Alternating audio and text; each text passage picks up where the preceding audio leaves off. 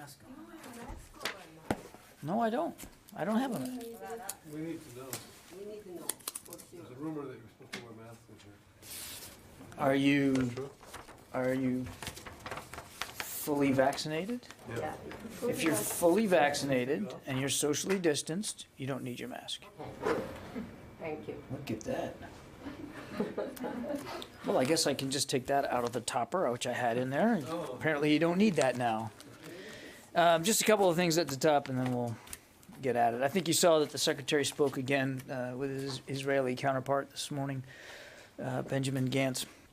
The Secretary again reiterated our unwavering support for Israel's right to defend itself and to protect Israeli citizens and civilians. And he, of course, lamented the loss of innocent Israeli and Palestinian lives. He expressed his support for de-escalation of the conflict and for the restoration of calm. But again, I think you guys already saw our readout. On to Defender Europe 21, the big exercise over in Europe. Over the weekend, Defender-linked exercise Swift Response wrapped up in Romania with a joint air assault led by the Royal Netherlands Army. U.S. Chinook, Black Hawk, and Apache pilots joined Romanian Pumas to transport equipment and Dutch forces across training bases. Yesterday, Immediate Response, also part of Defender, began. Exercise Immediate Response. More than 5,000 troops from a dozen countries will conduct live fire exercises across 31 training areas until the 1st of June. The European Command Commander, General Walters, will be traveling to Slovenia this week as well to attend a Distinguished Visitor Day to look more at the exercise. Yesterday, U.S. Strategic Command led Operation Apex Charger, where 6 long-range strategic bombers conducted a global air power projection event to demonstrate our commitment to collective defense and to integrate geographic combatant command operations and activities. U.S. Air Force bombers operating from multiple locations around the globe integrated with NATO allies and partners in the Arctic, North America, Europe, and in the Indo-Pacific region. This mission demonstrates our ability to command and control bomber forces to support assigned missions anywhere, at any time, in support of our defense strategic objectives. Beginning today, separate topic, beginning today, the Department of Defense and the Department of Veteran Affairs are hosting the 2021 DoD VA Suicide Prevention Conference, and we're doing this virtually.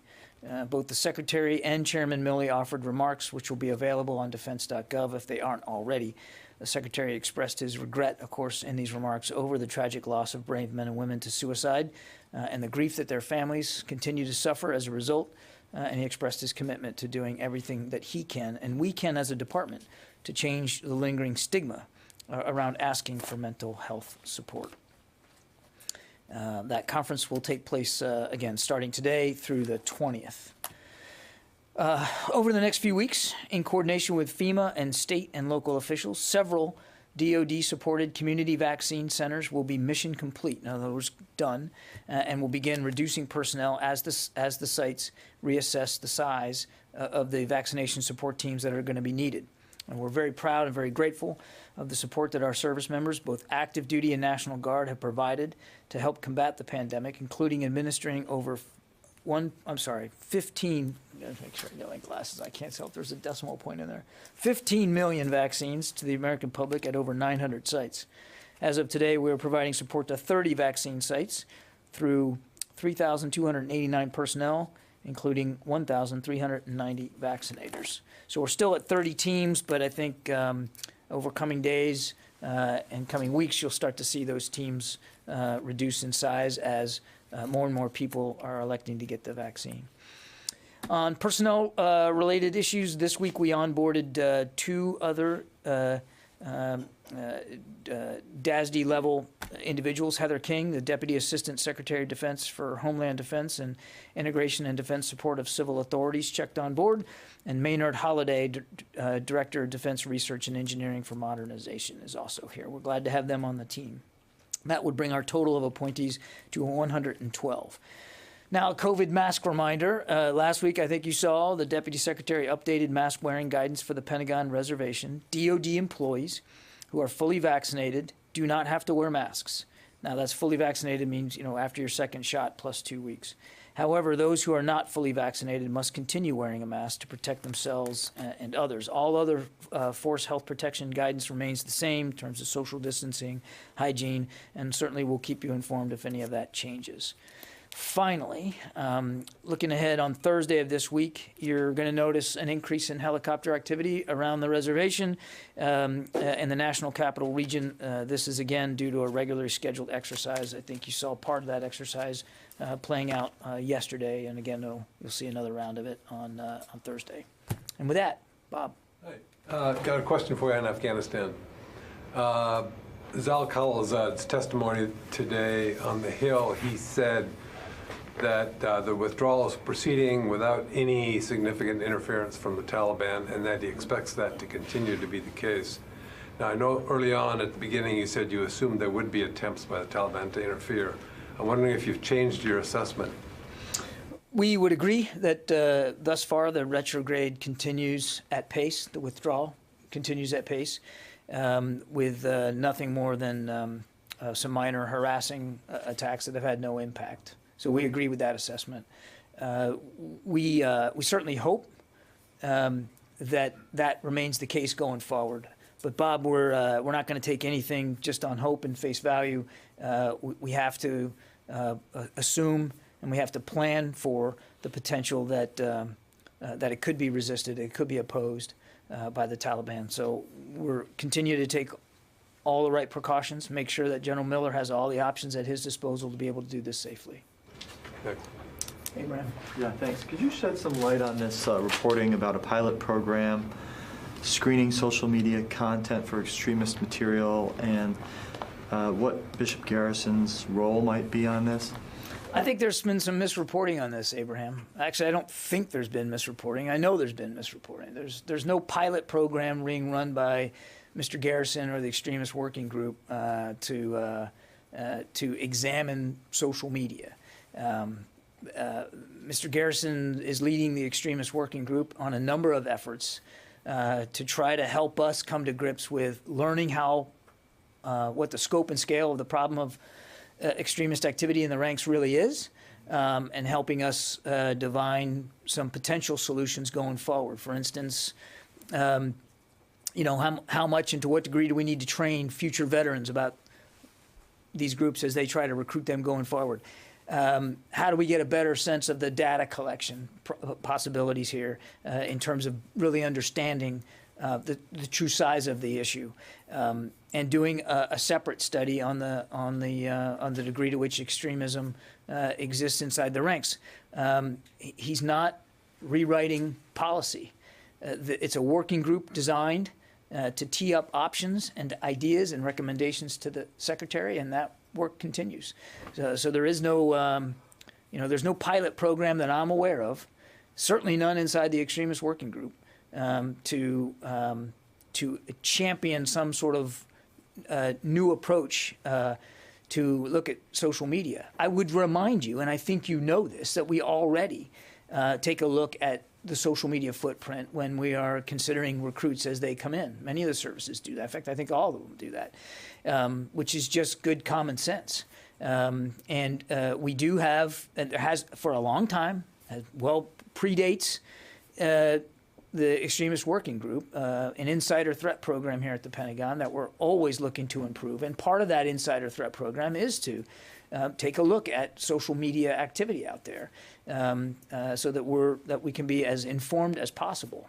But there's no pilot program. So when you say look at social media activity of active service members beyond the vetting stage? If there is, again, the insider threat, right, is when there's a concern about the potential of a threat coming from inside, one of the things you want to do is take a look at the social media footprint and see what's out there in the public space. So that is happening. That has been happening for a while. I mean, if you have cause to be concerned about an individual or a group of individuals and and the threat that they might pose to the organization, it would be irresponsible not to take a look at what's out there in social media. But it's not a. But just to be clear, okay, because I want to make it very clear to you that we're not. The extremist working group is not running a pilot program to look at social media. So then this purported document that's out there, could you release that document to? I haven't seen the document that's been written about. Okay. So I can't comment on a document I haven't seen. If it exists, you'll let us see it? If it exists, we'll look at it and see if it's something that's potentially worth public release or that we could, but I'm not going to make any promises at this point. Thank you, John. Yeah. Is there a private firm being employed to look at the social media accounts of service members? I am not aware of such a contract with such a company, and certainly there is no such contract being let by the extremist working group or Mr. Garrison's organization. Yeah. But all you're answering is that they're not doing it right now. I think the question at hand is, is the department considering an option to engage in some different type of consistent, constant monitoring of service members' social media?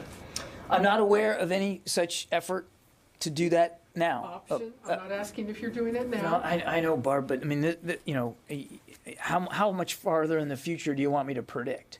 There's no effort run by the extremist working group to set some sort of new social media monitoring policy. We already look at the social media footprint of potential recruits. And we already have, as I answered to Abraham, an insider threat program, which does include the monitoring of social media activity, as we should, as we must. Yes, but my question is, are you looking at an option of extending, expanding, whatever verb you want to use, something different than what the department does now? I'm not aware of any efforts to expand what we're doing right now, but as I said at the outset, the extremist working group is certainly going to look at the degree to which the information environment impacts or is impacted by extremist activity. That would include the social media landscape, but it's putting the cart well before the horse to say that we've got some policy we're getting ready to roll out that would dramatically increase or expand social media monitoring. I have a quick follow-up on a different subject. The Secretary's readout today of his third phone call with Benny Gantz for the first time mentions the Palestinians. He has not done that in his two previous readouts. So I have two questions on this. Why today did the department decide to suddenly start mentioning the Palestinians, and what has Secretary Austin learned about the Israeli bombing of the building in Gaza where news organizations were housed? I'm not going to talk about intelligence issues. And as for mentioning the Palestinians, I mean, it's not as if there was some sort of radical shift in the way the Secretary's thinking about the conflict today. We have seen casualties on both sides. He mentioned that in the readout. And those casualties continue to mount, and that's of concern to him. And that's why he mentioned it on the call today, and that's why it's mentioned in the readout. John. Hang on a second, guys. Guys, just hang on. I know, but I haven't gotten to anybody on the phone, and if I don't get to anybody on the phone, then I get in trouble. Let's see, John Ismay. Oh, no, you don't have a question. Idris from Reuters. Hey, John, can you hear me? Yeah. If I could just go back to the call Barbara was mentioning. So it mentions, is quote unquote Israeli and Palestinian lives. So when that was brought up, what was the context and what did Secretary Austin say? Did he say, hey, stop killing so many civilians, or was it more of a, hey, just don't kill as many? I mean, it's unclear what he actually meant, and I have a separate follow-up. The Secretary was clear that we don't want to see any additional innocent civilian lives lost on either side. Who is go ahead. Give us a little bit more on the call, on the substance. Did he ask his counterpart in Israel what are the things that we should not be seeing done by the Israelis? What are the things that should be done? Or they would like to see an immediate ceasefire? I mean, give us a little bit of more substance on what they talked about. Well, I'm not going to provide a whole lot more context than was in the readout. I typically don't do that. But you want to get that, Jim? So I'm not going to go into more detail than was in the readout. I can tell you that the readout accurately reflected the tone, the tenor, and the main gist of the phone conversation. A follow-up. Is Israel receiving now any military support from the U.S. to continue its operation in Gaza? If you're asking me, have they asked for any additional specific support for these operations, the answer is no. I'm asking if they are receiving any support to continue their operation. They have not asked for any additional support. We continue to stand by Israel's right to defend itself and its citizens. As you know, we have a strong bilateral military relationship with Israel, and that has not changed as a result. Jeff Shogel.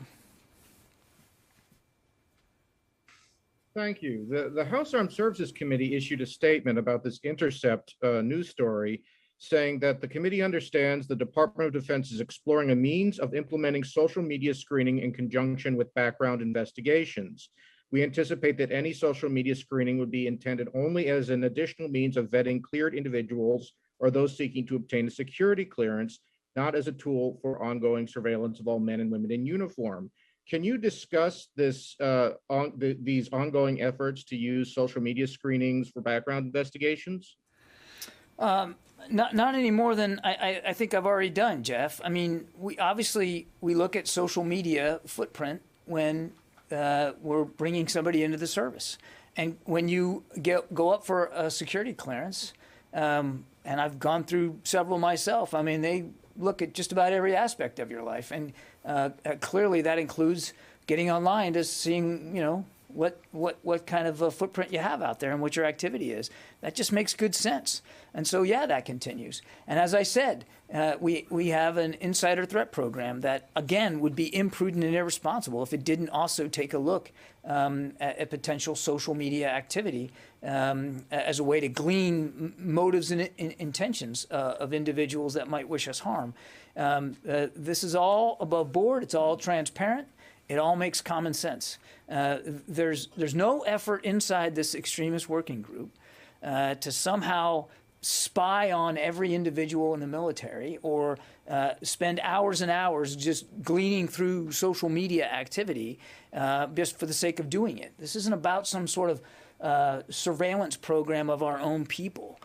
What we are interested in doing is seeing how the services are doing it as they recruit, see if there's things that can be learned, things that can be improved in that regard. But there's not an ongoing, surveillance program going on here tied to the extremist working group. Tom? John, back to Afghanistan, Congressman Meeks and McCall have asked the Pentagon to do more to help State Department with the special immigrant visas to help Afghans who work for the Americans. Can you talk about that at all? Is that something the Pentagon's looking into? And what are you doing now to assist the State Department in pushing these visas, if anything? Tom, it's really a State Department program, and it wouldn't be appropriate for the Defense Department to lean in any tangible way. Obviously, and you've heard the Secretary talk about this, he agrees with the President that we want to do whatever we can to help those who helped us over the last 20 years. He's committed to that, having served in that conflict himself. But it is a State Department program, and we're going to respect the State Department's equities and their initiatives inside that program in terms of, making sure that it meets that need. Well, again, the chairman and the ranking member have suggested that DOD can do more. Are you saying the DOD should? I haven't seen their letter. I haven't seen what they're asking for DOD to do. Clearly, DOD is in support. Employment verification that this particular person worked for. I won't get ahead of correspondence I haven't seen. But obviously, this is a State Department-led program. We are in support of it. We certainly support the effort to do what's right by these interpreters and other individuals that helped us throughout the last 20 years. We'll take a look at. I've not seen the correspondence. Obviously, we'll take a look at that and respond appropriately. Sam Legrone.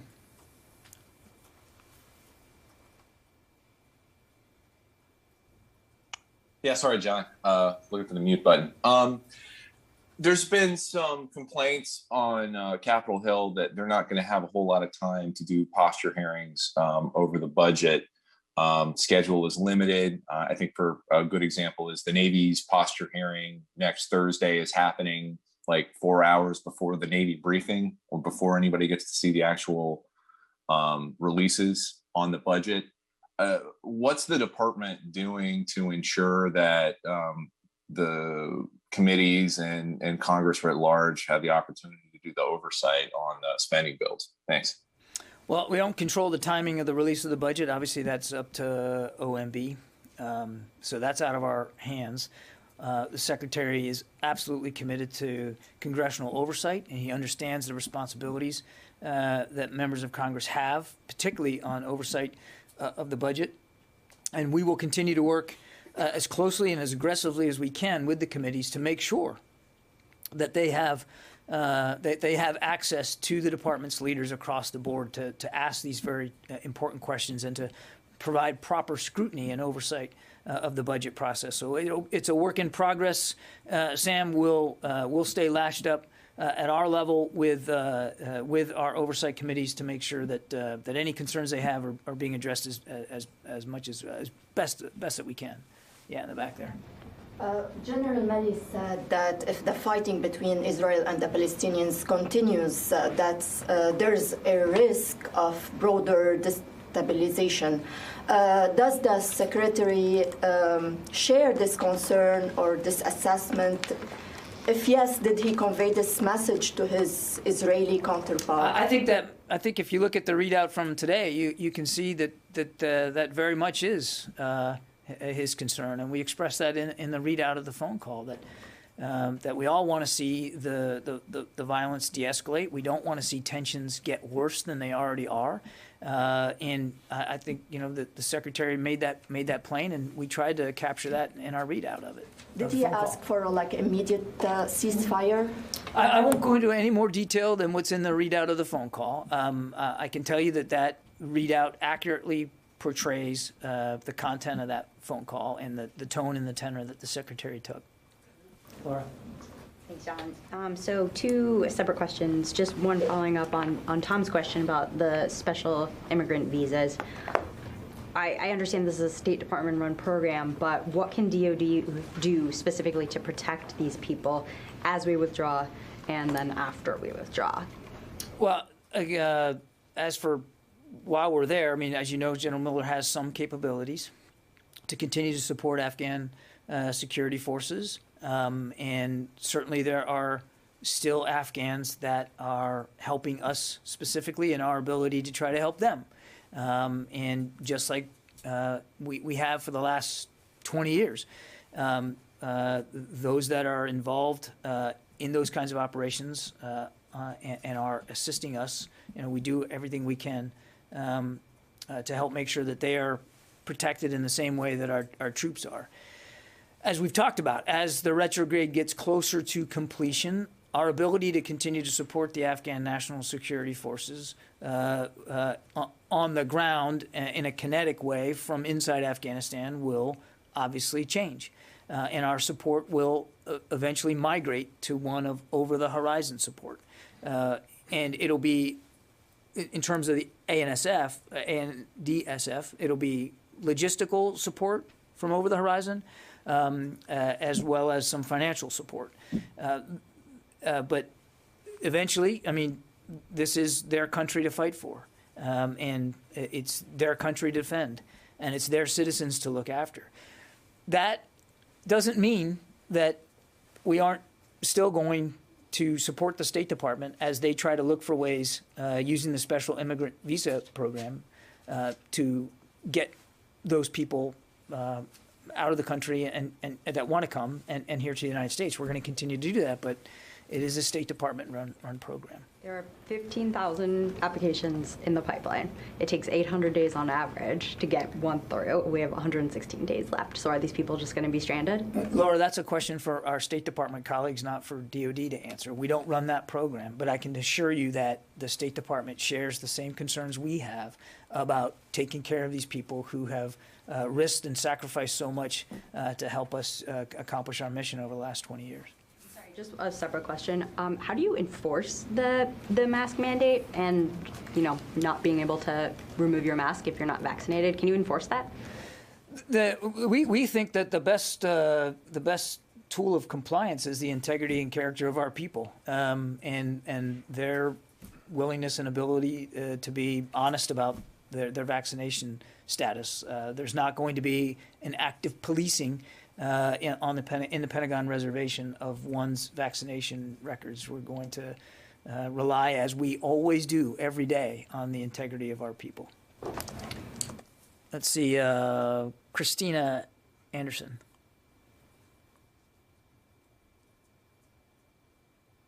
Hi, thank you for taking my question. So in the topic, you kind of covered what I was going to ask, which was about the operations, Defender Europe 21, and then if you wanted to say a little bit more about that, or additionally, the SOCOM cooperation with, or in conjunction with NATO's forces, that would be terrific. Otherwise, I don't have a question, because you covered it. Yeah, I think I gave a pretty fulsome opening statement about the exercise. I don't really have more to give you outside of that, but we can certainly point you to European Command, who might have more, additional information about the exercise. Yeah. And that includes swift response as well? I'm sorry? That includes the exercise swift response as well? Yeah, I'm sure there's additional information we can give you. I don't really have anything additional to add from my opening statement. Jen? John, Captain Lohmeyer, who's the Space Force commander who's been removed while they're investigating some of his actions, he's saying that he was asked through military higher-ups to spread to the rest of Buckley Air Force Base videos that back the 1619 project that talked about whites as evil.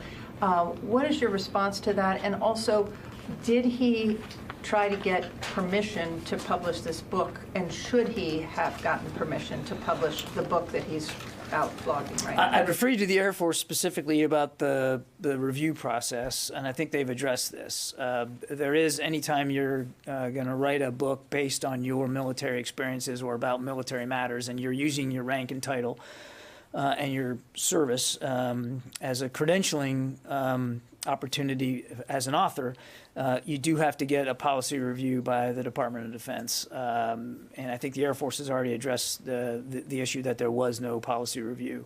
But again, I'll let them speak to this. On the video question, I'm aware of the comments. I frankly don't know enough to know what he's referring to. That there were, as part of the extremism stand down, each of the military departments and, of course, the secretary did put some videos together as training resources. It was not, at least from our level, I can't speak for the services, but there was no requirement that anybody use the secretary's video. We posted it on the website. It's publicly accessible. There was no requirement that they show the secretary's video, and at no time in the secretary's video, which I think you've all seen, does he address anything other than what we're trying to get after here, which is to make sure that we all understand the oath we took to the Constitution, and that we all know that we have a responsibility to look out for one another and to watch out for these kinds of behaviors. So I'm not really sure what he's referring to there. I know of no deliberate effort by any of the services to push or require the watching of videos at all, and certainly none that that espouse the sorts of ideas that he allegedly claimed they did.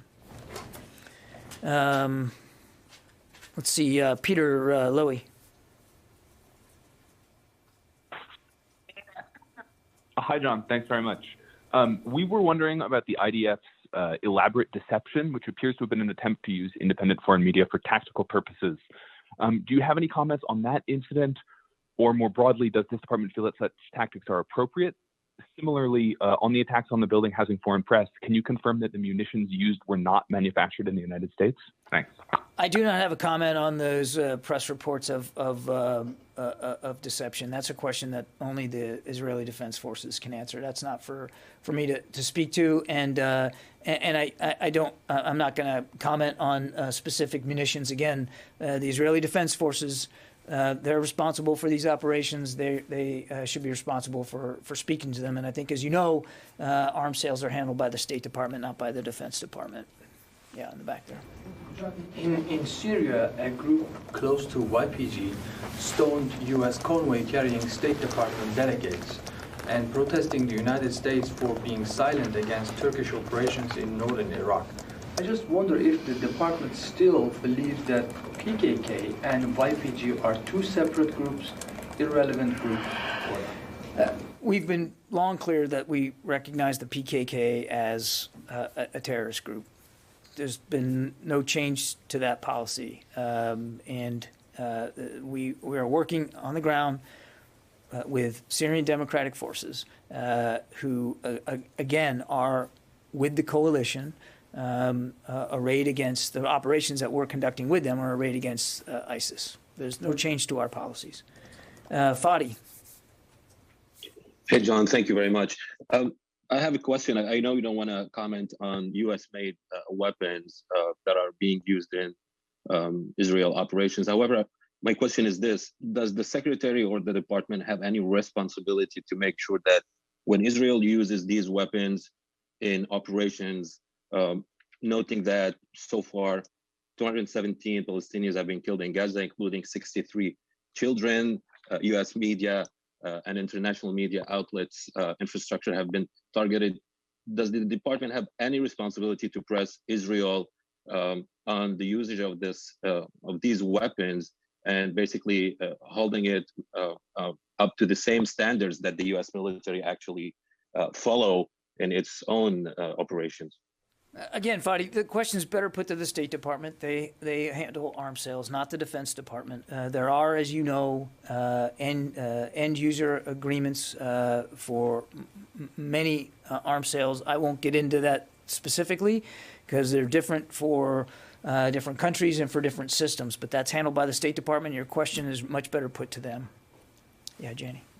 Thank you, John. But I will say just before. The only thing I'd add is, and again, it was evident in the readout today of the phone call, we certainly continue to express our concerns about the tragic loss of innocent life on both sides. Jenny. Thank you, John. I have a question about the U.S. and South Korea, Japan. Defense ministers talks, so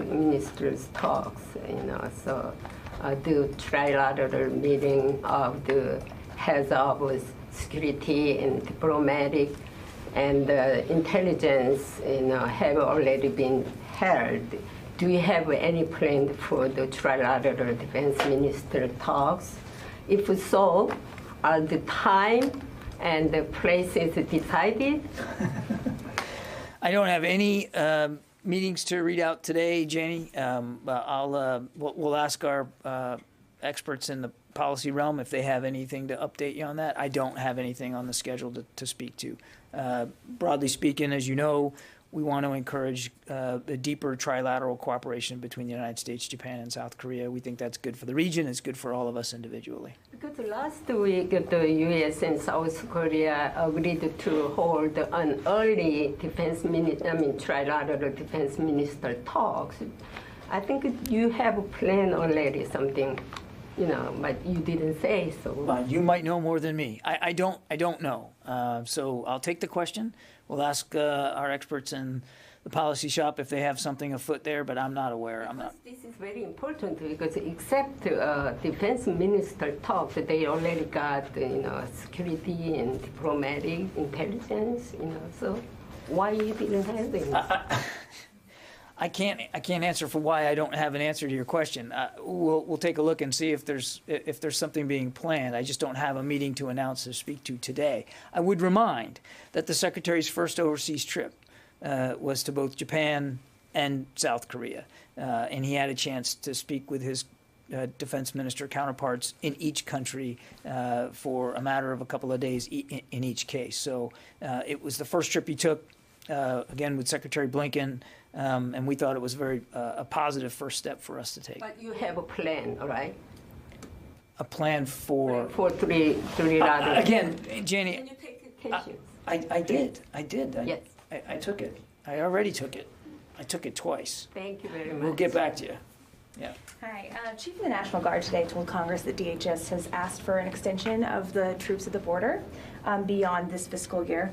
Can you give us an update on that status?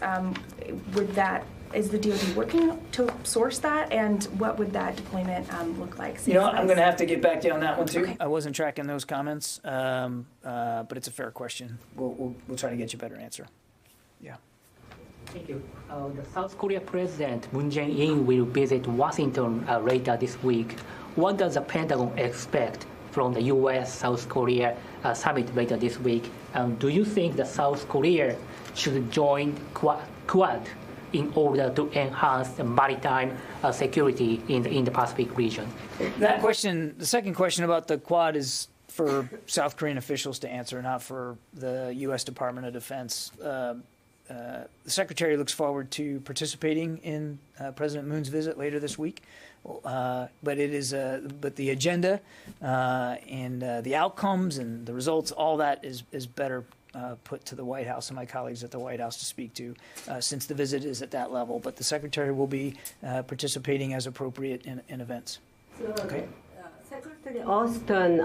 Did I say the President? I meant the Secretary. The Secretary will be participating in events as appropriate. Secretary Austin meet with President Moon Jae-in separately, or just at the meeting, summit talks? I don't have specifics of how it's all going to lay out that day. I don't anticipate a separate meeting between the Secretary and President Moon, but the Secretary will participate as appropriate in events associated with President Moon's visit.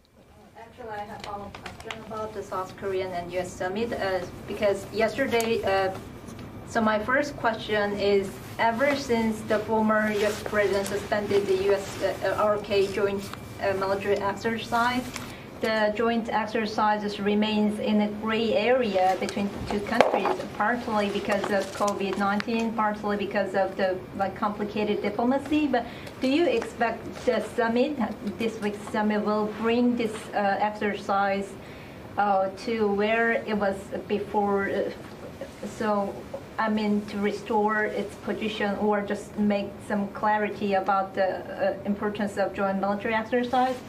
That is my first question. So do you expect something from the joint leaders' statement? And my second question is, yesterday President Biden announced that send 20 million doses of COVID vaccines to overseas. And 2 days ago, U.S. forces South Korea, they offered South Korean troops to provide some J&J vaccines. So, is it a part of bigger plan for DoD to distribute or supplying U.S.-made COVID vaccines to overseas? And do you think the allies and partners will have on the priority? So on the summit, again, I'm going to refer you to my White House colleagues to talk to the agenda and what they're looking for. That's really not appropriate coming from the Department of Defense. I won't talk about specific training events one way or the other than to reiterate that we take seriously our security commitments and our treaty requirements with the Republic of Korea, and that includes making sure that our forces are trained and ready, as we like to say, ready to fight tonight if need be, and nothing's changed about our focus on that. On the vaccines, I'll let, again, the President speak for the degree to which the administration is going to accelerate delivery of vaccines overseas. That's really, again, not a DoD equity, and so I can't speak to the degree to which the Defense Department would be involved in distribution. I'm not aware of any specific overt plans for us to do that. That's really something, again, for the White House to speak to. Okay? Yeah, Nancy. I have 2 follow-up questions to Barbara's questions, please. On the statement in reference to the Palestinians for the first time that you put out today, does the Secretary believe that the Israeli use of force has been proportionate up until this point? And does the inclusion of the Palestinians in that statement suggest that he has changed his opinion in the course of this conflict? And on the call between the two, the Israelis have said that they shared intelligence with Secretary Austin about this strike on the building housing AP and Al Jazeera, and given the seriousness of the allegations and the expectation that by releasing that information to the U.S. that adds credence to their decision to launch those strikes, I wonder if you'd at least confirm that you have that information, that it's been conveyed. I'm not asking for specific intelligence, but that it was conveyed, and what happens with it from this point. This is something the U.S. has asked for, I imagine, in an effort to get credibility and transparency forward about the strike. And I think one way to advance that would be at least to acknowledge that it happens and that the U.S. is doing. I won't speak to intelligence matters or intelligence shared one way or the other between Israel and the United States. I can assure you that the Secretary, as we indicated today, laments the loss of all innocent life, Israeli and Palestinian. And he expressed that concern today in the phone call. And I'm not, can you say whether he feels the use of force has been proportionate? He would like to see the situation de-escalate, and he would, and as we've made very clear, does not desire to see any more innocent lives affected or lost as a result of this conflict. We got one more. Hi, Jen. Quick question on the Israel-Palestine issue again. Just a few days after the fighting broke out last week, Undersecretary of Defense for Policy Colin Powell met with his Israeli counterpart here at the Pentagon. The readout from the call seemed to suggest an openness on the part of the department to continuing to support Israel potentially materially as requests potentially come in. Just wondering what the latest messaging from the department on that is has that messaging changed? I know the Israelis haven't requested anything yet, but does the department's openness to assisting the Israelis with support? Yeah, I'm not sure. I came away from that conversation with the same impression that you did, but obviously we have a long-standing bilateral security relationship with Israel, and that relationship continues. And we want to continue to see it improve over time. There are no additional requests by the Israelis for support with respect to these operations, and I don't know. There's no change to that situation. And again, what we want to make clear is, again, Israel has a right to defend itself and its citizens from these rocket attacks, and we support that right of self-defense. We also would like to see the tensions de-escalate and for no more innocent lives to be lost. Okay. All right. Thank you, everybody. Thank you.